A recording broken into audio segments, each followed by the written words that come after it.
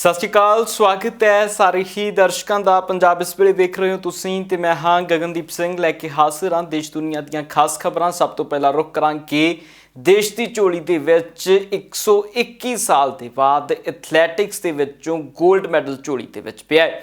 ਜੀ ਹਾਂ, 121 ਸਾਲਾਂ ਦਾ ਲੰਬਾ ਇੰਤਜ਼ਾਰ ਦੇਸ਼ ਨੇ ਕੀਤਾ ਹੈ ਜਦੋਂ ਐਥਲੈਟਿਕ ਦੇ ਵਿੱਚੋਂ 골ਡ ਮੈਡਲ ਝੋਲੀ ਦੇ ਵਿੱਚ ਪਿਆ ਹੈ। ਤਕਰੀਬਨ ਜੇਕਰ 골ਡ ਮੈਡਲ ਦੀ ਗੱਲ ਕਰੀਏ ਤਾਂ 2008 ਤੋਂ ਬਾਅਦ ਦੇਸ਼ ਨੂੰ ਓਲੰਪਿਕਸ ਦੇ ਵਿੱਚੋਂ ਕੋਈ ਵੀ 골ਡ ਮੈਡਲ ਨਹੀਂ ਸੀ ਮਿਲਿਆ। ਸੋ ਇਸ ਕਰਕੇ 골ਡ ਮੈਡਲ ਨੂੰ ਲੈ ਕੇ ਵੀ ਬਹੁਤ ਲੰਬਾ ਇੰਤਜ਼ਾਰ ਦੇਸ਼ ਨੇ ਕੀਤਾ ਹੈ ਤੇ ਐਥਲੈਟਿਕ ਦੇ ਵਿੱਚੋਂ 골ਡ ਮੈਡਲ ਲੈਣ ਦੇ ਲਈ ਵੀ ਦੇਸ਼ ਨੂੰ ਬਹੁਤ ਵੱਡਾ ਇੰਤਜ਼ਾਰ ਕਰਨਾ ਪਿਆ। ਸੋ ਹੁਣ ਖੁਸ਼ੀ ਦੀ ਗੱਲ ਰਹੀ ਹੈ ਕਿ ਨੀਰਜ ਚੋਪੜਾ ਨੇ ਦੇਸ਼ ਦੀ ਝੋਲੀ ਦੇ ਵਿੱਚ ਇਹ 골ਡ ਮੈਡਲ ਪਾਇਆ। ਇਸ 골ਡ ਮੈਡਲ ਨੂੰ ਲੈ ਕੇ ਹਰ ਪਾਸੇ ਨੀਰਜ ਚੋਪੜਾ ਨੂੰ ਵਧਾਈਆਂ ਮਿਲ ਰਹੀਆਂ ਨੇ। ਪੰਜਾਬ ਦੇ ਮੁੱਖ ਮੰਤਰੀ ਤੋਂ ਲੈ ਕੇ ਦੇਸ਼ ਦੇ ਪ੍ਰਧਾਨ ਮੰਤਰੀ ਤੱਕ ਹਰ ਇੱਕ ਨੇ ਉਹਨਾਂ ਨੂੰ ਮੁਬਾਰਕਬਾਦ ਦਿੱਤੀ ਹੈ ਤੇ ਇਸ ਮੌਕੇ ਦੇ ਉੱਤੇ ਜਿਹੜੀ ਖੁਸ਼ੀ ਦੀ ਗੱਲ ਰਹੀ ਕਿ ਜਿਸ 골ਡ ਮੈਡਲ ਨੂੰ ਵੇਖਣ ਦੇ ਲਈ ਤਰਸ ਗਈ ਸੀ ਮਿਲਖਾ ਸਿੰਘ, ਉਹਨਾਂ ਦੇ ਇਸ ਸੰਸਾਰ ਤੋਂ ਕੁਝ ਦਿਨ ਜਾਣ ਤੋਂ ਬਾਅਦ ਹੀ ਦੇਸ਼ ਦੀ ਝੋਲੀ ਦੇ ਵਿੱਚ ਐਥਲੈਟਿਕਸ ਦੇ ਵਿੱਚੋਂ 골ਡ ਮੈਡਲ ਪਿਆ।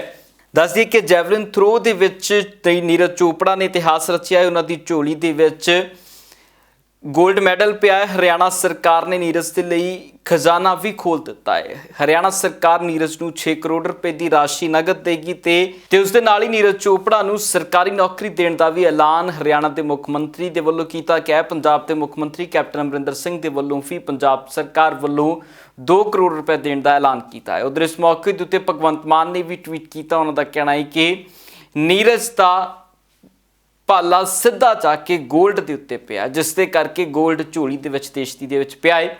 ਹਰ ਪਾਸੇ ਇਸ 골ਡ ਦੀਆਂ ਚਰਚਾਵਾਂ ਨੇ, ਵੱਖੋ ਵੱਖਰੀਆਂ ਜਗ੍ਹਾਵਾਂ ਦੇ ਉੱਤੇ ਭੰਗੜੇ ਪੈ ਰਹੇ ਨੇ, ਨੀਰਜ ਨੂੰ ਵਧਾਈਆਂ ਮਿਲ ਰਹੀਆਂ ਨੇ। ਇਸੇ ਦੌਰ ਦੇ ਵਿੱਚ ਹਰਿਆਣਾ ਦੇ ਮੰਤਰੀ ਅਨਿਲ ਵਿਜਲ ਦੇ ਵੱਲੋਂ ਵੀ ਭੰਗੜਾ ਪਾਇਆ ਗਿਆ ਤੇ ਖੁਸ਼ੀ ਦਾ ਇਜ਼ਹਾਰ ਕੀਤਾ ਗਿਆ ਹੈ ਤੇ ਭਾਜਪਾ ਦੇ ਵੱਡੇ ਆਗੂ ਦੇ ਵੱਲੋਂ ਵੀ ਇਸ ਮੌਕੇ ਦੇ ਉੱਤੇ ਮੁਬਾਰਕਬਾਦ ਨੀਰਜ ਨੂੰ ਦਿੱਤੀ ਗਈ ਹੈ। ਦੇਸ਼ ਦੇ ਵੱਖ-ਵੱਖ ਸਿਆਸੀ ਆਗੂਆਂ ਨੇ ਮੁਬਾਰਕਬਾਦ ਦਿੱਤੀ ਹੈ। ਕਿਨੇ ਕੀ ਕੁਝ ਕਿਹਾ ਉਹ ਵੀ ਸੁਣੋ। नीरज चोपड़ा ने भारत की झोली च एक गोल्ड पाया, बहुत बहुत बधाई। इसे तरह ओलंपिक जिहड़ी साडी प्रेजेंस है वधी है। नीरज चोपड़ा एक भारत का बेटा है जिन्हें एशियन गेम्स होन, कॉमनवेल्थ गेम्स होन, साउथ एशियन गेम्स होन, सब च भारत का नाम रोशन किया। जिस तरह कल हॉकी की खिलाड़ियों नाल देश के प्रधानमंत्री श्री नरेंद्र मोदी जी ने गल की, उत्साह देने वाली सी, खिलाड़ियों का हौसला वधिया, देश वास्ते खेल रहे हैं, देश वास्ते लड़ रहे हैं, एक पसीने का एक बूंद देश वास्ते बहा रहे हैं। जिहड़ी ये स्पिरिट है वो स्पिरिट अज ओलंपिक च भारत की प्रेजेंस दिखा रही है। देश के प्रधानमंत्री ने जिस तरह खिलाड़ियों का हौसला वधाया, वो शलाघायोग कदम है। चाहे हॉकी हो, चाहे ओलंपिक के अंदर बाकी गेमां हो, भारत की प्रेजेंस वधी है। मैं एक बार फिर जैवलिन थ्रो दे विच गोल्ड मैडल जितने वाले नीरज चोपड़ा नूं, उन्हां दे परिवार नूं, पूरे हिंदुस्तान के लोगों को बधाई दें। उधर जिस तरह के ऐलान नीरज चोपड़ा नूं लैके किए गए ने, इन्हां ऐलानां नूं लैके एक्सपर्ट राय जरूर लवांगे ते सिद्धा चलते हैं सुरिंदर डल्ला होना दे कोल। डल्ला साहब, जिस तरह पंजाब की सरकार ने 2 करोड़ रुपए का ऐलान करता, हरियाणा की सरकार ने 6 करोड़ का ऐलान करता नाल सरकारी नौकरी का, अजिहे दौर के विच खिलाड़ियों के लिए बन रहे जो दौर है इहनूं किदां वेख? सो हुण इनामां दी बरसात होनी है इन्हां खिडारियों ते गगन। किसी सरकार ने कहना 2 करोड़, किसी ने कहना 3 करोड़, किसी ने कहना 4 करोड़। पर मैं फिर वकालत करदा, खेडां दे लई एक पॉलिसी है नहीं साडे मुल्क च। ओलंपिक च जाण तो पहलां फिर पुराने विषय नाल गल जुड़ गई गगन। ओलंपिक च जदों खिडारी गए उस तो पहलां केंद्र सरकार नूं एक पॉलिसी लियाउणी चाहीदी है भी जिहड़ा खिडारी पार्टिसिपेंट होऊगा इस पद्धर ते, कोई रिकॉर्ड तोड़ूगा नैशनल या इंटरनैशनल, उहनूं इस पद्धर दी नौकरी, जिहड़ा कांसा लैके आऊगा इस पद्धर दी नौकरी, जिहड़ा चांदी लैके आऊगा इस पद्धर दी नौकरी, जिहड़ा गोल्ड लैके आऊगा इस पद्धर दी नौकरी। ਇਹ नहीं भी जे एक खिडारी गोल्ड जित गया तुसीं उहनूं 100 करोड़ ना भर दिओ ਤੇ ਬਾਕੀ ਵਿਚਾਰੇ ਰੋਜ਼ੀ ਰੋਟੀ ਤੋਂ ਮੁਹਤਾਜ ਹੋਣ। ਇਹ ਵੀ ਸੰਤੁਲਨ ਨਹੀਂ, ਇਹ ਸੋਸ਼ਲ ਇਕੁਲਿਬਰੀਅਮ ਨਹੀਂ ਹੈ, ਇਹ ਸਮਾਜਿਕ ਸੰਤੁਲਨ ਨਹੀਂ ਹੈ ਵੀ ਅਗਰ ਇੱਕ ਖਿਡਾਰੀ ਨੇ 골ਡ ਮੈਡਲ ਜਿੱਤ ਲਿਆ ਤੇ ਤੁਸੀਂ 50 ਕਰੋੜ 'ਚ ਭਰ ਦਿਓ। ਇਹੀ ਪਾਲਿਸੀ ਦੀ ਲੋੜ ਹੈ ਸਾਡੇ ਮੁਲਕ 'ਚ ਵੀ ਜੇ ਕੋਈ ਖਿਡਾਰੀ 골ਡ ਮੈਡਲ ਜਿੱਤਦਾ ਤੇ ਤੈਅ ਕਰੋ ਵੀ 5 ਕਰੋੜ ਤੱਕ ਦੇ ਇਨਾਮ ਉਹਨੂੰ ਦਿੱਤੇ ਜਾ ਸਕਦੇ ਨੇ ਤੇ ਨਾਲ ਉਹਨੂੰ ਨੌਕਰੀ ਦੇਵਾਂਗੇ, ਨੌਕਰੀ ਦਿਓ। ਜੇ ਕੋਈ ਚਾਂਦੀ ਜਿੱਤਦਾ ਕਿੰਨੇ ਕਰੋੜ ਤੱਕ ਦੇ ਇਨਾਮ ਦਿੱਤੇ ਜਾ ਸਕਦੇ ਨੇ, ਜੇ ਤਾਂਬਾ ਜਿੱਤਦਾ ਕਿੰਨੇ ਕਰੋੜ ਤੱਕ ਦੇ ਇਨਾਮ ਦਿੱਤੇ ਜਾ ਸਕਦੇ ਨੇ, ਪਾਰਟਿਸਪੈਂਟ ਨੂੰ ਕਿੰਨੇ ਪੱਧਰ ਤੱਕ ਇਨਾਮ ਦੇਣਾ ਟੀਮ ਨੂੰ। ਪਰ ਸਾਰਿਆਂ ਨੂੰ ਨੌਕਰੀ ਦੀ ਪਾਲਿਸੀ ਹੋਣੀ ਚਾਹੀਦੀ ਹੈ। ਜਿੰਨੇ ਵੀ ਖਿਡਾਰੀ ਓਲੰਪਿਕ ਲਈ ਕੁਆਲੀਫਾਈ ਕਰਦੇ ਨੇ ਗਗਨ, ਮੇਰਾ ਹੀ ਮੰਨਣਾ ਹੈ ਜਿਹੜੇ ਵੀ ਖਿਡਾਰੀ ਓਲੰਪਿਕ ਤੱਕ ਪਹੁੰਚਦੇ ਨੇ, ਇਹਦਾ ਮਤਲਬ ਹੈ ਉਹ ਏਸ਼ੀਅਨ ਖੇਡਾਂ, ਕਾਮਨਵੈਲਥ ਖੇਡਾਂ, world cup, world championships, national events ਜਿੱਤ ਕੇ ਹੀ ਪਹੁੰਚਦੇ ਨੇ ਨਾ ਓਲੰਪਿਕ ਤੱਕ। ਓਲੰਪਿਕ 'ਚ ਚੁਣੇ ਜਾਣ ਵਾਲੇ ਖਿਡਾਰੀ ਨੂੰ ਨੌਕਰੀ ਦੀ ਗਰੰਟੀ ਹੋਣੀ ਚਾਹੀਦੀ ਪਹਿਲਾਂ ਤਾਂ ਕਿ ਵਿਦਿਆਰਥੀ ਟਾਰਗੇਟ ਰੱਖੇ ਵੀ ਮੈਂ ਓਲੰਪਿਕ 'ਚ ਜਾਣਾ, ਨਾਲੇ ਮੇਰੀ ਨੌਕਰੀ ਪੱਕੀ ਹੈ, ਫਿਰ ਮੈਂ ਅੱਗੇ ਪਰਫਾਰਮੈਂਸ ਕਰਨੀ ਹੈ। ਇੱਦਾਂ ਦੀ ਪਾਲਿਸੀ ਬਣਨੀ ਚਾਹੀਦੀ ਹੈ। ਇਹ ਕਨਫਿਊਜ਼ ਐਂਡ ਰੂਲ ਵਾਲੀ ਪਾਲਿਸੀ ਨਹੀਂ ਵੀ ਜੇ ਕੋਈ ਜਿੱਤ ਗਿਆ ਤੇ ਉਹ ਕਹਿੰਦੇ 2 ਕਰੋੜ ਦੇਵਾਂਗੇ ਜੀ, ਅਸੀਂ 4 ਕਰੋੜ ਦੇਵਾਂਗੇ, ਕੋਈ ਕਹਿੰਦਾ ਅਸੀਂ 1 ਕਰੋੜ ਦੇਵਾਂਗੇ, ਫਿਰ ਡੀਐਸਪੀ ਲਾ ਲਓ ਜੀ, ਕੋਈ ਕਹਿੰਦਾ ਐਸਪੀ ਲਾ ਲਓ ਜੀ। ਪਾਲਿਸੀ ਹੋਣੀ ਚਾਹੀਦੀ ਹੈ, ਹਰ ਚੀਜ਼ ਤੈਅ ਹੋਣੀ ਚਾਹੀਦੀ ਹੈ। ਤੇ ਪਾਲਿਸੀ ਬਣਾਉਣੀ ਕਿਹਨੇ ਹੈ? ਸਰਕਾਰਾਂ ਨੇ। ਆਪਾਂ ਸਰਕਾਰਾਂ ਗੰਨੇ ਚੁੱਪਣ ਨੂੰ ਥੋੜੀ ਰੱਖੀ। ਇਹ ਕੰਮ ਕਰਨ ਵਾਲਾ ਗਗਨ ਸਰ, ਅੱਜ ਤੱਕ ਸਾਡੇ ਮੁਲਕ 'ਚ ਖਿਡਾਰੀਆਂ ਲਈ ਨੌਕਰੀਆਂ ਦੀ ਕੋਈ ਪਾਲਿਸੀ ਹੈ ਨਹੀਂ। ਵੱਡੇ ਵੱਡੇ ਕਾਬਲ ਖਿਡਾਰੀ ਮੈਂ ਰੁਲਦੇ ਦੇਖੇ, ਮਿਹਨਤਾਂ ਕਰਦੇ ਵੀ ਦੇਖੇ, ਕਈ ਬੜੇ ਸਤਿਕਾਰਯੋਗ ਹੈ ਖਿਡਾਰੀ। ਮੈਂ ਤਾਂ ਆਪ ਖੇਡਦਾ ਰਿਹਾ, ਚਲੋ ਮੈਂ ਤਾਂ ਬਹੁਤ ਛੋਟੇ ਪੱਧਰ ਤੱਕ ਖੇਡਿਆ। ਮੇਰੇ ਨਾਲ ਦੇ ਕਈ ਬੜੇ ਅੱਗੇ ਨਿਕਲ ਗਏ ਜਿਨ੍ਹਾਂ ਦੀ ਮੈਂ ਪ੍ਰੈਕਟਿਸ ਕਰਾਉਂਦਾ ਹੁੰਦਾ ਸੀ। ਕਈ ਵਾਰੀ ਮੈਨੂੰ ਫੋਨ ਆ ਜਾਂਦਾ, ਕੋਈ BSF 'ਚ ਚਲੇ ਗਏ, ਕੋਈ ਪੰਜਾਬ ਪੁਲਿਸ 'ਚ ਚਲੇ ਗਏ। ਕਈ ਵਾਰੀ ਆ ਪ੍ਰੋਗਰਾਮ ਦੇਖ ਕੇ ਮੈਨੂੰ ਫੋਨ ਕਰ ਲੈਂਦੇ ਵੀ ਡੱਲਾ ਜੀ ਦੇਖਿਆ ਤੁਹਾਡਾ ਪ੍ਰੋਗਰਾਮ। ਸੋ ਮੈਂ ਉਹਨਾਂ ਨੂੰ ਪ੍ਰੈਕਟਿਸ ਕਰਾਉਂਦਾ ਰਿਹਾ ਸੀ, ਮੇਰਾ ਗਿੱਟਾ ਲੈ ਗਿਆ ਸੀ, ਮੈਂ ਅੱਗੇ ਨਹੀਂ ਖੇਡ ਸਕਿਆ। ਸੋ ਸਵਾਲ ਇਹ ਹੈ, ਮੋਚ ਆ ਗਈ ਸੀ, ਉਤਰ ਗਿਆ ਸੀ। 5-6 ਮਹੀਨੇ ਮੈਂ ਚੱਲਣ ਤੋਂ ਬੜਾ ਔਖਾ ਰਿਹਾ, ਗਿੱਟਾ ਆ ਗਿਆ ਸੀ। ਇੱਕ ਵਾਰ ਸਾਈਕਲ ਦੀ ਚੈਨ 'ਚ ਆ ਗਿਆ ਸੀ, ਟਾਇਰ 'ਚ। ਸੋ ਸਮਾਂ ਹੈ ਗਗਨ, ਖੇਡ ਪਾਲਿਸੀ ਹੋਣੀ ਚਾਹੀਦੀ ਜਿਹੜੀ ਬਣ ਨਹੀਂ ਸਕੀ ਸਾਡੇ ਮੁਲਕ 'ਚ ਅੱਜ ਤੱਕ। ਪੰਜਾਬ ਵਾਲਿਆਂ ਕੋਲ ਹੈ ਨਹੀਂ। ਪੰਜਾਬ ਵਾਲਿਆਂ ਨੇ ਤੈਅ ਹੀ ਨਹੀਂ ਕੀਤਾ ਹੋਣਾ ਵੀ ਜੇ ਕੋਈ ਖਿਡਾਰੀ ਭਾਈ ਹੁਣ ਜਿੱਤਿਆ ਤੇ ਅਸੀਂ ਕਿਵੇਂ ਦਈਏ ਉਹਨੂੰ, ਕਿਵੇਂ ਕਹੀਏ। ਫਿਰ ਸਰਕਾਰਾਂ 'ਚ ਹੋੜ ਲੱਗ ਜਾਂਦੀ ਹੈ ਗਗਨ। ਇੱਕ ਸਰਕਾਰ ਨੇ ਕਹਿਤਾ ਅਸੀਂ 4 ਕਰੋੜ ਦੇਵਾਂਗੇ, ਦੂਜੀ ਨੇ ਕਹਿਣਾ ਅਸੀਂ 2 ਕਰੋੜ ਦੇਵਾਂਗੇ। ਹੁਣ ਜਿਹੜੇ ਸੂਬੇ ਦਾ ਜਿੱਤਿਆ ਉਹ ਸੂਬਾ ਦਵੇ ਤੇ ਕੇਂਦਰ ਦੀ ਸਰਕਾਰ ਦਵੇ। ਭਾਈ ਫਿਰ ਬਗਾਨੇ ਸੂਬਿਆਂ ਵਾਲੇ ਵੀ ਆ ਜਾਂਦੇ ਵੀ ਅਸੀਂ ਵੀ ਦਿੰਦੇ ਹਾਂ। ਕਿਉਂ? ਕਿਉਂਕਿ ਪੋਲੀਟੀਕਲ ਸ਼ੋਹਰਤ ਹਾਸਲ ਕਰਨੀ ਹੈ। ਤੁਸੀਂ ਆਪਣੇ ਸੂਬੇ ਦੇ ਖਿਡਾਰੀਆਂ ਨੂੰ ਤਾਂ ਦਿਓ, ਉਹ ਵਿਚਾਰੇ ਨੌਕਰੀਆਂ ਤੋਂ ਔਖੇ ਨੇ। ਸੋ ਜਿਹੜਾ ਓਲੰਪਿਕ ਦਾ ਮੈਡਲ ਜਿੱਤ ਗਿਆ ਉਹਦੇ ਲਈ ਵੀ ਇੱਕ ਹੱਦ ਹੋਣੀ ਚਾਹੀਦੀ ਪੈਸੇ ਦੀ। ਇਹਨੂੰ ਹੀ ਤਾਂ ਕਹਿੰਦੇ ਆ ਕਿ ਪੇਸ਼ੇਵਰਾਨਾ ਨੀਤੀ ਹੋਣੀ ਚਾਹੀਦੀ ਹੈ। ਜਿਵੇਂ ਕ੍ਰਿਕਟ 'ਚ ਦੇਖੋ, ਕ੍ਰਿਕਟ 'ਚ ਨੀਤੀ ਤੈਅ ਹੈ, ਭਾਰਤੀ ਕ੍ਰਿਕਟ ਕੰਟਰੋਲ ਬੋਰਡ ਦੀ ਵੀ ਨੀਤੀ ਤੈਅ ਹੈ। ਅਮੀਰ ਕ੍ਰਿਕਟ ਕੰਟਰੋਲ ਬੋਰਡ ਬਣਿਆ ਇਸੇ ਕਰਕੇ, ਨੀਤੀਗਤ ਫੈਸਲੇ ਹੋਏ ਨੇ। ਸੋ ਸਾਡੀਆਂ ਸੂਬਾ ਸਰਕਾਰਾਂ ਨੂੰ ਖਿਡਾਰੀਆਂ ਬਾਰੇ ਮੋਦੀ ਸਾਹਿਬ ਬੜੇ ਚੰਗੇ ਲੱਗਦੇ ਨੇ ਜਦੋਂ ਤੁਰੰਤ ਫੋਨ ਲਾ ਦਿੰਦੇ ਨੇ ਜਦੋਂ ਕੋਈ ਜਿੱਤਦਾ। ਮੋਦੀ ਸਾਹਿਬ ਨੌਕਰੀਆਂ ਦੀ ਪੂਰੇ ਮੁਲਕ ਦੀ ਇੱਕ ਸਾਂਝੀ ਪਾਲਿਸੀ ਬਣਾ ਲਓ, ਸਾਰਾ ਮੁਲਕ ਤੁਹਾਨੂੰ ਦੁਆਵਾਂ ਦਊਗਾ। ਔਰ ਸੂਬੇ ਵਾਲੇ ਮੁੱਖ ਮੰਤਰੀ ਬਣਾ ਲੈਣ, ਕੈਪਟਨ ਸਾਹਿਬ ਬਣਾ ਲੈਣ। ਕੈਪਟਨ ਸਾਹਿਬ ਤਾਂ ਆਪ ਇੱਕ ਡਿਸਿਪਲਿਨਡ ਫੋਰਸ 'ਚੋਂ ਆਏ ਨੇ। ਸਿੱਧੂ ਤਾਂ ਆਪ ਖਿਡਾਰੀ ਰਿਹਾ। ਹੁਣ ਸਿੱਧੂ ਤੋਂ ਉਮੀਦ ਕਰਦੇ ਹਾਂ ਕਿ ਸਿੱਧੂ ਵੀ ਪਾਲਿਸੀ ਜਾਰੀ ਕਰੂਗਾ ਖੇਡ ਦੀ ਕੋਈ। ਪ੍ਰਗਟ ਸਿੰਘ ਨਾਲ ਹੈ, ਪ੍ਰਗਟ ਸਿੰਘ ਤੋਂ ਮਦਦ ਲੈਣ।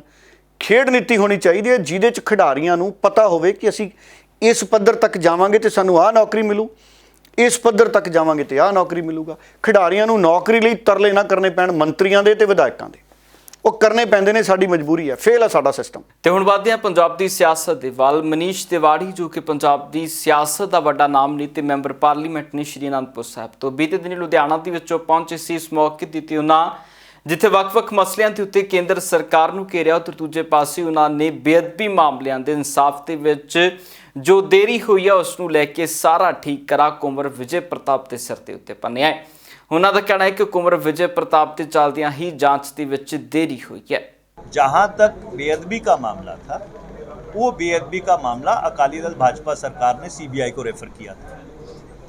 उसके बाद जो फायरिंग के मामले थे वो भी सीबीआई को रेफर हुए। फिर वो पंजाब सरकार ने विधानसभा के एक फैसले से उनको वापस दे दिया। उसके ऊपर एसआईटी बनी। एसआईटी ने जांच करके आरोप पत्र दाखिल किए। जो फायरिंग का मामला था उसमें जो उच्च न्यायालय है उन्होंने पाया कि इन्वेस्टिगेशन डेफिशिएंट है। और जो उस इन्वेस्टिगेशन के इंचार्ज थे कुंवर विजय प्रताप, अगर आप हाई कोर्ट का फैसला पढ़े, बड़े सिवियर स्ट्रिक्चर्स हाई कोर्ट ने उनके ऊपर पास किए थे कि उनकी जांच के कारण, उनकी डेफिशिएंट जांच के कारण हाई कोर्ट को उस चार्जशीट को खारिज करना पड़ा और री इन्वेस्टिगेशन ऑर्डर करनी पड़ी। तो अगर बेअदबी के मामले में डिले हुई है उसकी सीधी सीधी जिम्मेवारी कुंवर विजय प्रताप की है। देखिए, कोई जांच अधिकारी अदालत से ऊपर नहीं होता, और अगर उच्च अदालत ने उनके ऊपर स्ट्रिक्चर पास किए हैं और पर्सनल स्ट्रिक्चर्स पास किए हैं, तो वो उच्चतम न्यायालय में क्यों नहीं गए उसको एक्सपंज कराने के लिए? और उनकी नेग्लिजेंस की वजह से सरकार को एम्बैरेसमेंट हुई, पर हमने दोबारा से एसआईटी बनाई, और हमारा ये मानना है कि जैसे उच्च न्यायालय का ऑर्डर है, बिल्कुल निष्पक्षता से दूध का दूध पानी का पानी करते हुए वो एसआईटी जल्द ही अपना आरोप पत्र दोबारा दाखिल करे। ਕੇਂਦਰ ਸਰਕਾਰ ਨੂੰ ਕੋਸਦਿਆਂ ਕੀ ਕੁਝ ਕਿਹਾ ਗਿਆ ਹੈ। ਮਨੀਸ਼ ਤਿਵਾੜੀ ਦੇ ਵੱਲੋਂ ਵੀ ਸੁਣੋ ਵੱਖ-ਵੱਖ ਮਸਲਿਆਂ ਦੇ ਉੱਤੇ ਮਨੀਸ਼ ਤਿਵਾੜੀ ਨੇ ਚਰਚਾ ਕੀਤੀ ਹੈ। ਬੇਸ਼ੱਕ ਉਹ ਜਾਸੂਸੀ ਦਾ ਮਾਮਲਾ ਹੋਵੇ ਜਾਂ ਫਿਰ ਦੇਸ਼ ਦੇ ਵਿੱਚ ਮਹਿੰਗਾਈ ਨੂੰ ਲੈ ਕੇ ਹਰ ਮਸਲੇ ਦੇ ਉੱਤੇ ਕਿਸਾਨਾਂ ਦੇ ਮਸਲੇ ਨੂੰ ਲੈ ਕੇ ਵੀ ਉਹਨਾਂ ਨੇ ਵਿਸ਼ੇਸ਼ ਤੌਰ ਤੇ ਚਰਚਾ ਕੀਤੀ। पिछले 9 महीने से हमारे किसान सड़कों के ऊपर बैठे हैं, ठिठुरती सर्दी में, तपती गर्मी में, कोविड की दूसरी लहर में हमारी माताएं, बहनें, बच्चे, किसान और पंजाब, हरियाणा, पश्चिम उत्तर प्रदेश खासकर शायद ही कोई ऐसा गांव है जो इस आंदोलन में शामिल ना हो। तो हमारी दूसरी मांग ये थी कि इस किसान आंदोलन जो जिसने एक बहुत विकराल रूप धारण कर लिया है और जिसकी चर्चा इंग्लैंड की पार्लियामेंट में हुई, हाउस ऑफ कॉमन्स में हुई, कनाडा की पार्लियामेंट में हुई, ऑस्ट्रेलिया की पार्लियामेंट में हुई, इस दुनिया की 27 पार्लियामेंट्स में उसकी चर्चा हुई है कि भारत की पार्लियामेंट में भी एक नए सिरे से इस आंदोलन के ऊपर और इस आंदोलन का जो कारण है, वो जो 3 काले कानून हैं, उनके ऊपर दोबारा से संसद में चर्चा होनी चाहिए। सरकार ये दोनों बातों के लिए मानने के लिए तैयार है। आज मैं आपके समक्ष ये बात रखनी इसलिए ज़रूरी समझ रहा था क्योंकि आपके माध्यम से हमारे जो लोग हैं उनको ये मालूम होना चाहिए कि अगर 19 विपक्षी पार्टियां संसद में एकजुट होकर इन मुद्दों के ऊपर खड़ी हैं तो उसके पीछे कारण क्या है। मुझे सिर्फ इतनी बात आपके समक्ष रखनी थी। आपके जो सवाल होंगे मैं उन सवालों को जवाब देने के लिए तैयार हूं। उधर कथित ऐसी स्कॉलरशिप घोटाले ਨੂੰ ਲੈ ਕੇ ਆਮ ਆਦਮੀ ਪਾਰਟੀ ਲਗਾਤਾਰ ਕਾਂਗਰਸ ਦੇ ਉੱਤੇ ਇੱਕ ਤੋਂ ਬਾਅਦ ਇੱਕ ਵਾਰ ਕਰ ਰਹੀ ਹੈ। ਲਗਾਤਾਰ ਇਸ ਵਾਰਾਂ ਦੇ ਦੌਰ ਦੇ ਵਿੱਚ ਹੁਣ ਆਮ ਆਦਮੀ ਪਾਰਟੀ ਦੇ ਵੱਲੋਂ ਸਿੱਧਾ ਹੀ ਕਾਂਗਰਸ ਸਰਕਾਰ ਅਤੇ ਕੈਪਟਨ ਅਮਰਿੰਦਰ ਸਿੰਘ ਦੇ ਸਮੇਤ ਨਵਜੋਤ ਸਿੰਘ ਸਿੱਧੂ ਨੂੰ ਨਿਸ਼ਾਨੇ ਤੇ ਉੱਤੇ ਲਿਆ ਜਾ ਰਿਹਾ ਹੈ। ਕੀ ਕੁਝ ਜੈ ਕਿਸ਼ਨ ਰੋੜੀ ਕਹਿ ਰਹੇ ਨੇ, ਉਹ ਸੁਣੋ। ਕਾਂਗਰਸ ਦੀ ਸਰਕਾਰ ਕਹਿ ਰਹੀ ਹੈ ਕਿ ਅਸੀਂ ਮਜ਼ਦੂਰਾਂ ਦੇ ਲਈ, ਗਰੀਬਾਂ ਦੇ ਲਈ, ਜਿਹੜਾ ਐਸਸੀ ਵਰਗ ਹੈ ਉਹਦੇ ਲਈ ਕਹਿੰਦੇ ਵੱਖਰਾ ਕਾਨੂੰਨ ਲੈ ਕੇ ਆ ਰਹੇ ਹਾਂ, ਅਸੀਂ ਉਹਦੇ ਲਈ ਵੱਖਰਾ ਬਜਟ ਰੱਖਾਂਗੇ। ਪਰ ਕੈਪਟਨ ਸਾਹਿਬ, ਤੁਹਾਡੇ ਮੰਤਰੀ ਤਾਂ ਸਾਡੇ ਬੱਚਿਆਂ ਦੇ ਸਕਾਲਰਸ਼ਿਪ ਦੇ ਜਿਹੜੇ ਪੈਸੇ ਆ ਉਹ ਵੀ ਢਕਾ ਗਏ ਆ ਤੇ ਅੱਜ ਫੇਰ ਬਿਆਨ ਦੇ ਰਹੇ ਆ ਕਿ ਕੈਪਟਨ ਸਾਹਿਬ ਨੇ ਸਾਨੂੰ ਕਲੀਨ ਚਿੱਟ ਦੇ ਦਿੱਤੀ ਹੈ। ਕੈਪਟਨ ਸਾਹਿਬ ਤਾਂ ਆਪਣੇ ਬੋਝੇ ਵਿੱਚ ਕਲੀਨ ਚਿੱਟਾਂ ਦੀ ਜਿਹੜੀ ਲਿਸਟ ਲੰਬੀ ਪਾਈ ਫਿਰਦੇ ਆ। ਕਦੇ ਉਹ ਸ਼ਰਾਬ ਮਾਫੀਆ ਨੂੰ ਜਿਹੜੀ ਕਲੀਨ ਚਿੱਟ ਦੇ ਦਿੰਦੇ ਆ, ਕਦੀ ਰੇਤ ਮਾਫੀਆ ਨੂੰ ਦੇ ਦਿੰਦੇ ਆ। ਹੁਣ ਉਹੀ ਲਿਸਟਾਂ ਨਵਜੋਤ ਸਿੰਘ ਸਿੱਧੂ ਪ੍ਰਧਾਨ ਬਣਨ ਤੋਂ ਬਾਅਦ ਰੇਤ ਮਾਫੀਆ ਨੂੰ, ਸ਼ਰਾਬ ਮਾਫੀਆ ਨੂੰ ਦੇਣ ਲੱਗ ਪਏ ਆ। ਪਰ ਅੱਜ ਸਾਨੂੰ ਪੂਰਨ ਆਸ ਉਮੀਦ ਹੈ ਕਿ ਜਿਹੜੀ ਸੀਬੀਆਈ ਦੀ ਜਾਂਚ ਚੱਲ ਰਹੀ ਹੈ ਉਹਦੇ ਵਿੱਚ ਦੁੱਧ ਦਾ ਦੁੱਧ ਤੇ ਪਾਣੀ ਦਾ ਪਾਣੀ ਹੋਵੇਗਾ, ਜਿਹਦੇ ਵਿੱਚ ਐਸੀ ਸਕਾਲਰਸ਼ਿਪ ਦੇ ਬੱਚਿਆਂ ਦੇ ਨਾਲ ਧੋਖਾ ਕੀਤਾ ਗਿਆ ਹੈ। ਉਧਰ ਬੀਤੇ ਦਿਨੀ ਮੋਹਾਲੀ ਦੇ ਵਿੱਚ ਦਿਨ ਦਿਹਾੜੇ ਹੀ ਅਕਾਲੀ ਦਲ ਦੇ ਨਾਲ ਸੰਬੰਧਿਤ ਐਸਵਾਈ ਜਥੇਬੰਦੀ ਦੇ ਨੌਜਵਾਨ ਲੀਡਰ ਦਾ ਕਤਲ ਕਰ ਦਿੱਤਾ ਗਿਆ, ਗੋਲੀਆਂ ਮਾਰ ਕੇ ਕਤਲ ਕੀਤਾ ਗਿਆ, ਜਿਸ ਤੋਂ ਬਾਅਦ ਹਰ ਪਾਸੇ ਇਸ ਦੀ ਚਰਚਾ ਹੋਣ ਲੱਗੀ ਹੈ ਤੇ ਇਸ ਨੂੰ ਲੈ ਕੇ ਇਸ ਦੀ ਨਖੇਦੀ ਵੀ ਕੀਤੀ ਜਾ ਰਹੀ ਹੈ। ਉਧਰ ਅਕਾਲੀ ਦਲ ਦੇ ਸੀਨੀਅਰ ਆਗੂਆਂ ਨੇ ਇਸ ਮੌਕੇ ਦੇ ਉੱਤੇ ਸਰਕਾਰ ਦੀ ਕਾਰਗੁਜ਼ਾਰੀ ਅਤੇ ਲਾਅ ਐਂਡ ਆਰਡਰ ਨੂੰ ਲੈ ਕੇ ਸਵਾਲ ਚੱਕੇ ਨੇ। ਆਮ ਆਦਮੀ ਪਾਰਟੀ ਵੀ ਇਸ ਅਕਾਲੀ ਨੌਜਵਾਨ ਦੇ ਹੱਕ ਦੇ ਵਿੱਚ ਖੜੇ ਨਜ਼ਰ ਆਏ ਨੇ। ਉਹਨਾਂ ਦਾ ਕਹਿਣਾ ਹੈ ਕਿ ਪੰਜਾਬ ਦਾ ਲਾਅ ਐਂਡ ਆਰਡਰ ਇਸ ਵਕਤ ਆਖਰੀ ਸਾਹਾਂ ਦੇ ਉੱਤੇ ਹੈ। ਅੱਜ ਪੰਜਾਬ ਦੇ ਮੁੱਖ ਮੰਤਰੀ ਵੀ ਕੈਪਟਨ ਅਮਰਿੰਦਰ ਸਿੰਘ ਨੇ ਔਰ ਅੱਜ ਪੰਜਾਬ ਦੇ ਹੋਮ ਮਿਨਿਸਟਰ ਵੀ ਕੈਪਟਨ ਅਮਰਿੰਦਰ ਸਿੰਘ ਨੇ ਔਰ ਪੰਜਾਬ ਦੀ ਕਾਂਗਰਸ ਦੇ ਪ੍ਰਧਾਨ ਨਵਜੋਤ ਸਿੰਘ ਸਿੱਧੂ ਨੇ 15 ਅਗਸਤ ਦੇਸ਼ ਦੇ ਆਜ਼ਾਦੀ ਦਾ ਦਿਹਾੜਾ ਥੋੜੇ ਦਿਨਾਂ ਤੱਕ ਆਉਣ ਵਾਲਾ ਹੈ ਤੇ ਮੋਹਾਲੀ ਮੰਤਰੀ ਸਾਹਿਬ ਦੇ ਘਰ ਦੇ ਕੋਲ ਫਿਰ ਗੋਲੀਆਂ ਚੱਲਦੀਆਂ ਨੇ। ਦਿਨ ਦਿਹਾੜੇ ਇੱਕ ਨੌਜਵਾਨ ਦਾ ਕਤਲ ਹੁੰਦਾ। ਅੱਜ ਪੰਜਾਬ ਦੇ ਹਾਲਾਤ ਉਹ ਨੇ ਕਿ ਜੇਕਰ ਕਿਸੇ ਧੀ ਭੈਣ ਨੇ ਆਪਣੇ ਘਰੋਂ ਬਾਜ਼ਾਰ ਨੂੰ ਜਾਣਾ ਹੋਵੇ ਤਾਂ ਉਹ ਆਪਣੇ ਕੰਨਾਂ ਨੂੰ 4 ਵਾਰ ਢੱਕਦੀ ਹੈ, ਗਲ ਨੂੰ 5 ਵਾਰ ਢੱਕਦੀ, ਕੋਈ ਮੇਰੇ ਕੰਨਾਂ ਦੀਆਂ ਵਾਲੀਆਂ ਗਲਾਂ ਦੀ ਚੈਨੀ ਕੋ ਖੋਹ ਕੇ ਨਾ ਲੈ ਜਾਵੇ। ਕੈਪਟਨ ਸਾਹਿਬ ਹੁਣ ਤਾਂ ਹੋਸ਼ ਵਿੱਚ ਆਓ ਤੇ ਪੰਜਾਬ ਦੇ ਲੋਕਾਂ ਦੀ ਜਿਹੜੀ ਜਾਨ ਮਾਲ ਦੀ ਹਿਫਾਜ਼ਤ ਤੁਹਾਡਾ ਫਰਜ਼ ਬਣਦਾ ਉਹ ਸਭ ਤੋਂ ਪਹਿਲ ਦੇ ਆਧਾਰ ਤੇ ਕਰੋ। ਉਧਰ ਭਾਰਤੀ ਕਿਸਾਨ ਯੂਨੀਅਨ ਉਗਰਾਹਾਂ ਦੇ ਵੱਲੋਂ ਕਿਸਾਨ ਅੰਦੋਲਨ ਨੂੰ ਮਜ਼ਬੂਤ ਕਰਨ ਦੇ ਲਈ ਮੀਟਿੰਗਾਂ ਤਾਂ ਕੀਤੀਆਂ ਜਾ ਰਹੀਆਂ ਨੇ। ਬੀਤੇ ਦਿਨੀ ਵੀ ਇੱਕ ਮੀਟਿੰਗ ਕੀਤੀ ਗਈ ਜਿਸ ਦੇ ਵਿੱਚ ਕਿਸਾਨ ਅੰਦੋਲਨ ਦੇ ਵਿੱਚ ਜਾਣ ਦੇ ਲਈ ਹਰ ਇੱਕ ਨੂੰ ਉਤਸ਼ਾਹਿਤ ਕੀਤਾ ਗਿਆ ਤਾਂ ਜੋ ਕਿਸਾਨ ਅੰਦੋਲਨ ਦੇ ਵਿੱਚ ਜੋ ਗਿਣਤੀ 26 ਜਨਵਰੀ ਤੋਂ ਬਾਅਦ ਘਟੀ ਹੈ ਉਸ ਨੂੰ ਵਧਾਇਆ ਜਾ ਸਕੇ। ਅੱਜ ਅਸੀਂ ਭਾਰਤੀ ਕਿਸਾਨ ਯੂਨੀਅਨ ਏਕਤਾ ਗਰਾਹਾਂ ਵੱਲੋਂ ਮਾਨਸਾ ਬਾਲ ਭਵਨ ਦੇ ਵਿੱਚ ਮਾਨਸਾ ਬਲਾਕ ਦੀ ਮੀਟਿੰਗ ਸੱਦੀ ਹੋਈ ਹੈ, ਕਿਉਂਕਿ ਪਿਛਲੇ ਸਾਲ ਦੀ ਜਿਹੜੀ ਮੋਦੀ ਸਰਕਾਰ ਕਾਲੇ ਕਾਨੂੰਨ ਲੈ ਕੇ ਆਈ ਹੈ ਉਹਨਾਂ ਨੂੰ ਰੱਦ ਕਰਾਉਣ ਦੇ ਲਈ ਸਾਡਾ 8 ਮਹੀਨੇ ਤੋਂ ਲਾ ਕੇ ਦਿੱਲੀ ਦੇ ਵਿੱਚ ਪੂਰਾ ਅੰਦੋਲਨ ਚੱਲ ਰਿਹਾ ਹੈ। ਕਿਉਂਕਿ ਜਿਹੜਾ ਹੁਣ 9 ਤਰੀਕ ਨੂੰ ਵੱਡਾ ਇਕੱਠ ਕਰਨ ਦਿੱਲੀ ਦੇ ਵਿੱਚ ਜਾ ਰਹੇ ਹਾਂ, 10 ਤਰੀਕ ਨੂੰ ਦਿੱਲੀ ਦੇ ਵਿੱਚ ਔਰਤ ਦਿਵਸ ਮਨਾਇਆ ਜਾ ਰਿਹਾ ਹੈ, ਪਰ ਜਿਹੜੇ ਪਿੰਡਾਂ ਦੇ ਵਿੱਚ ਕਿਸਾਨ ਮਜ਼ਦੂਰ ਬੈਠੇ ਨੇ ਉਹਨਾਂ ਨੂੰ ਅਸੀਂ ਪੂਰੀ ਸਿੱਖਿਆ ਦੇਣ ਲਈ ਸੁਚੇਤ ਕਰ ਰਹੇ ਹਾਂ। ਇੱਕ ਸਾਡਾ 9 ਤਰੀਕ ਤੋਂ 11 ਤਰੀਕ ਤੱਕ ਜਿਹੜਾ ਮਜ਼ਦੂਰਾਂ ਦਾ ਪਟਿਆਲੇ ਦੇ ਵਿੱਚ ਧਰਨਾ ਚੱਲ ਰਿਹਾ ਉਹਦੇ ਵਿੱਚ ਭਾਰਤੀ ਕਿਸਾਨ ਯੂਨੀਅਨ ਏਕਤਾ ਗਰਾਹਾਂ ਵੱਲੋਂ ਹਮਾਇਤ ਕੀਤੀ ਜਾ ਰਹੀ ਹੈ ਤੇ ਪੂਰਾ ਲੰਗਰ ਦਾ ਪ੍ਰਬੰਧ ਹੈ ਜਿਹੜਾ ਭਾਰਤੀ ਕਿਸਾਨ ਯੂਨੀਅਨ ਏਕਤਾ ਗਰਾਹਾਂ ਵੱਲੋਂ ਕੀਤਾ ਜਾ ਰਿਹਾ ਹੈ। ਅਸੀਂ ਇਸ ਸੰਬੰਧ 'ਚ ਇਕੱਠੇ ਹੋਏ ਹਾਂ ਵੀ ਜਿਹੜਾ ਸਾਡਾ ਦਿੱਲੀ ਮੋਰਚਾ ਚੱਲ ਰਿਹਾ ਸੀ ਉਹਦੇ ਵਿੱਚ ਜਾਗਰੂਕ ਕਰੀਏ ਸਾਰੀਆਂ ਭੈਣਾਂ ਨੂੰ ਵੀਰਾਂ ਨੂੰ, ਉੱਥੇ ਵੱਧ ਕਰਕੇ ਚੜ ਕੇ ਸਾਰਿਆਂ ਨੇ ਹਿੱਸਾ ਲੈਣਾ, ਜ਼ਰੂਰ ਪਹੁੰਚਣਾ ਸਾਰਿਆਂ ਨੇ। ਇਸ ਕਰਕੇ ਪੂਰੀ ਇਸ ਗੱਲ ਦਾ ਧਿਆਨ ਰੱਖਣਾ। ਸਾਡੇ ਸਾਰੇ ਵੀਰ ਇਕਾਈਆਂ ਦੇ ਜਿੰਨੇ ਵੀ ਸਾਰੇ ਕਮੇਟੀ ਦੇ ਸਾਰੇ ਇੱਥੇ ਪਹੁੰਚੇ ਨੇਗੇ, ਉਹਨਾਂ ਦਾ ਕਹਿ ਦੇਣਾ ਧੰਨਵਾਦ ਕਰਦੀ ਹਾਂ। ਅਸੀਂ ਸਾਰੀ ਸੰਗਤ ਇੱਥੇ ਪਹੁੰਚ ਕੇ ਪੂਰਾ ਇਸ ਦਾ ਲਾਭਾ ਉਠਾਉਣਾ ਹੈ, ਗਾਹਾਂ ਪਿੰਡਾਂ ਦੇ ਵਿੱਚ ਲੋਕਾਂ ਨੂੰ ਜਾਗਰੂਕ ਕਰਨਾ ਇਸ ਸੰਬੰਧ ਦੇ ਵਿੱਚ ਵੀ ਇਸ ਅੰਦੋਲਨ ਦਾ ਜਿਹੜਾ ਹਿੱਸਾ ਹਰੇਕ ਬਣੋ, ਕੋਈ ਅੰਦੋਲਨ ਦੇ ਹਿੱਸੇ ਤੋਂ ਬਾਹਰ ਨਾ ਰਹੇ। ਉਧਰ ਬੀਤੇ ਦਿਨੀ ਲੁਧਿਆਣਾ ਦੇ ਵਿੱਚ ਵਿਨੀ ਮਹਾਜਨ ਦੇ ਵੱਲੋਂ ਵੀ ਪ੍ਰੈਸ ਕਾਨਫਰੰਸ ਕੀਤੀ ਗਈ ਹੈ। ਵਿਨੀ ਮਹਾਜਨ ਦੇ ਵੱਲੋਂ ਇਸ ਮੌਕੇ ਤੇ ਪ੍ਰੈਸ ਕਾਨਫਰੰਸ ਕਰਦਿਆਂ ਪੰਜਾਬ ਦੇ ਲੋਕਾਂ ਨੂੰ ਆਗਾਹ ਕੀਤਾ ਗਿਆ। ਉਹਨਾਂ ਦਾ ਕਹਿਣਾ ਹੈ ਕਿ ਜੇਕਰ ਅਸੀਂ ਇਸ ਦੌਰ ਦੇ ਵਿੱਚ ਕਰੋਨਾ ਨੂੰ ਸੀਰੀਅਸ ਨਾ ਲਿਆ ਤਾਂ ਤੀਜੀ ਲਹਿਰ ਬਹੁਤ ਜਲਦ ਪੰਜਾਬ ਦੇ ਵਿੱਚ ਦਸਤਕ ਦੇ ਸਕਦੀ ਹੈ।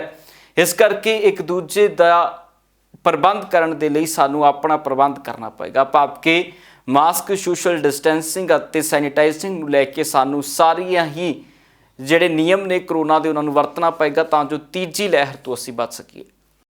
ਸਾਨੂੰ ਇਸ ਚੀਜ਼ ਤੇ ਫਖਰ ਹੈ ਕਿ ਹਾਲਾਂਕਿ ਕੇਸਿਸ ਦੀ ਗਿਣਤੀ ਬਹੁਤ ਜ਼ਿਆਦਾ ਸੀ, ਲੇਕਿਨ ਸਾਰਿਆਂ ਦੇ ਰਲੇ ਮਿਲੇ ਕੋਸ਼ਿਸ਼ ਦੇ ਨਾਲ ਇਸ ਚੀਜ਼ ਨੂੰ ਯਕੀਨੀ ਬਣਾਇਆ ਜਾ ਸਕਿਆ ਕਿ ਲੋਕਾਂ ਨੂੰ ਬੈੱਡਸ ਹੱਥੋਂ ਦਿੱਕਤ ਨਹੀਂ ਆਈ, ਹਰ ਇੱਕ ਦਾ ਇਲਾਜ ਹੋ ਸਕਿਆ, ਵੱਡੇ ਪੱਧਰ ਤੇ ਟੈਸਟਿੰਗ ਚੱਲਦੀ ਰਹੀ ਔਰ ਪ੍ਰੋਬਲਮ ਨੂੰ ਇਵੈਂਚੁਅਲੀ ਨੱਥ ਪਾ ਲਿਆ। ਲੇਕਿਨ ਹੁਣ ਪੂਰੀ ਅਸੀਂ ਇਸ ਚੀਜ਼ ਵੱਲ ਧਿਆਨ ਦੇਣਾ ਚਾਹੁੰਦੇ ਹਾਂ ਕਿ ਅਗਰ ਦੁਬਾਰਾ ਤੋਂ ਵਧੇ ਪ੍ਰੋਬਲਮ ਤਾਂ ਪੂਰੀ ਤਿਆਰੀ ਸਾਡੀ ਹੋਏ।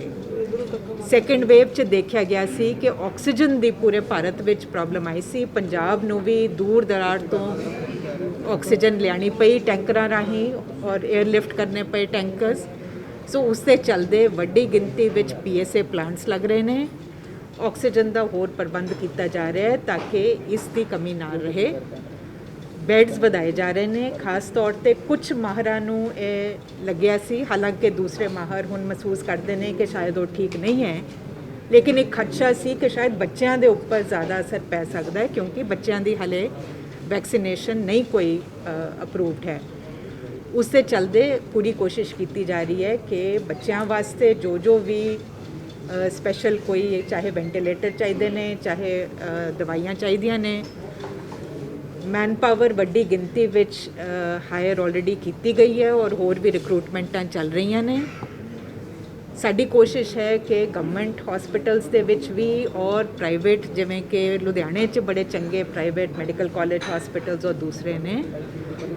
ਅੱਜ ਅਸੀਂ DMC 'ਚ ਜਦੋਂ ਗੱਲਬਾਤ ਕੀਤੀ, ਉਹਨਾਂ ਨੂੰ ਰਿਕੁਐਸਟ ਕੀਤੀ ਹੈ ਕਿ ਉਹ ਘੱਟੋ ਘੱਟ 50 ਬੈੱਡ ਦੇ ਪੀਡੀਆਟ੍ਰਿਕ ICU ਔਰ ਨਿਊਨੇਟਲ ICU ਤਿਆਰ ਕਰਨ। ਉਧਰ ਜਿਵੇਂ 2022 ਦੀਆਂ ਚੋਣਾਂ ਦਾ ਸਮਾਂ ਨਜ਼ਦੀਕ ਆ ਰਿਹਾ, ਉਵੇਂ ਪ੍ਰਦਰਸ਼ਨਾਂ ਅਤੇ ਧਰਨਿਆਂ ਦੇ ਚੱਲਦਿਆਂ ਪੰਜਾਬ ਦੀ ਮੌਜੂਦਾ ਸਰਕਾਰ ਕੜਿੱਕੀ ਦੇ ਵਿੱਚ ਆ ਰਹੀ ਹੈ। ਇਸੇ ਦੌਰਾਨ ਦੇ ਵਿੱਚ ਹੁਣ ਅਸਟਾਮ ਫਰੋਸ਼ਾਂ ਦੇ ਵੱਲੋਂ ਵੀ ਆਉਣ ਵਾਲੇ ਦਿਨਾਂ 'ਚ ਪੰਜਾਬ ਸਰਕਾਰ ਦੇ ਲਈ ਵੱਡਾ ਐਲਾਨ ਕਰ ਦਿੱਤਾ ਗਿਆ। ਉਹਨਾਂ ਦਾ ਕਹਿਣਾ ਹੈ ਕਿ ਆਉਣ ਵਾਲੇ ਦਿਨਾਂ 'ਚ ਵੋਟਾਂ ਮੰਗਣਾ ਹੈ ਹਰ ਇੱਕ ਕਾਂਗਰਸ ਦੇ ਲੀਡਰ ਦਾ ਵਿਰੋਧ ਹੋਏਗਾ। ਉਹਨਾਂ ਦਾ ਕਹਿਣਾ ਹੈ ਕਿ ਆਉਣ ਵਾਲੇ ਦਿਨਾਂ 'ਚ ਜਿਸ ਤਰ੍ਹਾਂ ਸਟੈਂਪਿੰਗ ਦੀ ਪ੍ਰਕਿਰਿਆ ਦੀ ਸ਼ੁਰੂਆਤ ਕਰਨ ਦੀ ਤਿਆਰੀ ਕੀਤੀ ਜਾ ਰਹੀ ਹੈ, ਇਸ ਦੇ ਨਾਲ ਅਸਟਾਮ ਫਰੋਸ਼ਾਂ ਦਾ ਰੁਜ਼ਗਾਰ ਸਿਰੇ ਤੋਂ ਹੀ ਠੱਪ ਹੋ ਜਾਏਗਾ। ਇਸ ਟਾਈਮ ਬੜੇਪੇ ਦੇ ਹਿਸਾਬ ਤੇ ਰੁਜ਼ਗਾਰ ਚੱਲਦਾ ਪਿਆ ਔਰ ਸ਼ਾਮ ਨੂੰ ਆਪਦੇ ਉਹ ਬੱਚੇ ਪਾਲ ਰਹੇ ਨੇ।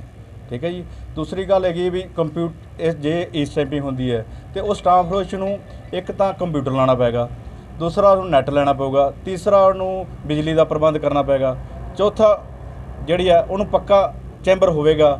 ਠੀਕ ਹੈ। ਉਹਦੇ ਖਰਚੇ ਦੇਖ ਲਓ। ਠੀਕ ਹੈ। ਉਹ ਸਟਾਫ ਰੋਸ਼ ਨਹੀਂ ਚੱਲ ਸਕਦਾ ਜੇ 10 ਪੈਸੇ ਕਮਿਸ਼ਨ ਨਾਲ ਨਹੀਂ ਕਰ ਸਕਦਾ, ਨਾ ਹੀ ਨੁਕਸਾਨ ਇਹਦੇ। ਅਸੀਂ ਸਰਕਾਰ ਨੂੰ ਪਹਿਲਾਂ ਹੀ ਕਹਿ ਰਹੇ 2% ਨਾਲ ਸਾਡਾ ਗੁਜ਼ਾਰਾ ਪਹਿਲਾਂ ਬਹੁਤ ਮੁਸ਼ਕਿਲ ਹੋ ਰਿਹਾ।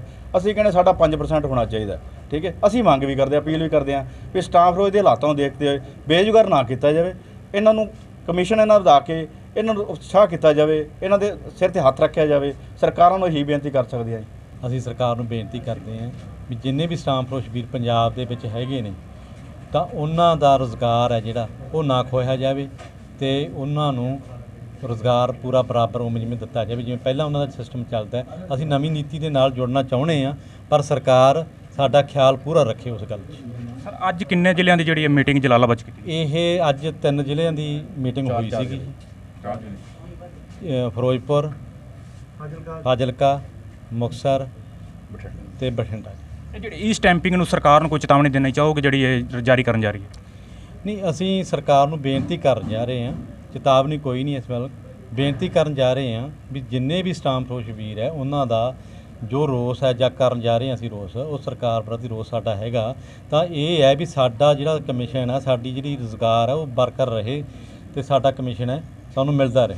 ਅਸੀਂ ਸਰਕਾਰ ਤੋਂ ਇੱਕ ਬੇਨਤੀ ਹੋਰ ਕਰਦੇ ਹਾਂ, ਹਰ ਮੁਲਾਜ਼ਮ ਦਾ TADA ਹਰ ਸਾਲ ਵੱਧਦਾ ਹੈ ਪਰ ਸਾਡਾ ਕਮਿਸ਼ਨ ਰੈਗੂਲਰ ਕਦੇ ਨਹੀਂ ਵਧਿਆ। ਅਸੀਂ ਸਰਕਾਰ ਨੂੰ ਬੇਨਤੀ ਕਰਦੇ ਵੀ ਸਾਡਾ ਵੀ ਕਮਿਸ਼ਨ ਵਧਾਇਆ ਜਾਵੇ। ਪੰਜਾਬ ਇਸ ਵੇਲੇ ਦੇ ਵਿੱਚ ਫਿਲਹਾਲ ਲਈ ਨਹੀਂ, ਫਿਰ ਮੁੜ ਹਾਜ਼ਰ ਹੋਵਾਂਗੇ ਨਵੀਆਂ ਤੇ ਤਾਜ਼ਾ ਅਪਡੇਟਸ ਨਾਲ। ਤਦ ਤੱਕ ਲਈ ਮੈਨੂੰ ਦਿਓ ਇਜਾਜ਼ਤ। ਬਹੁਤ ਬਹੁਤ ਧੰਨਵਾਦ।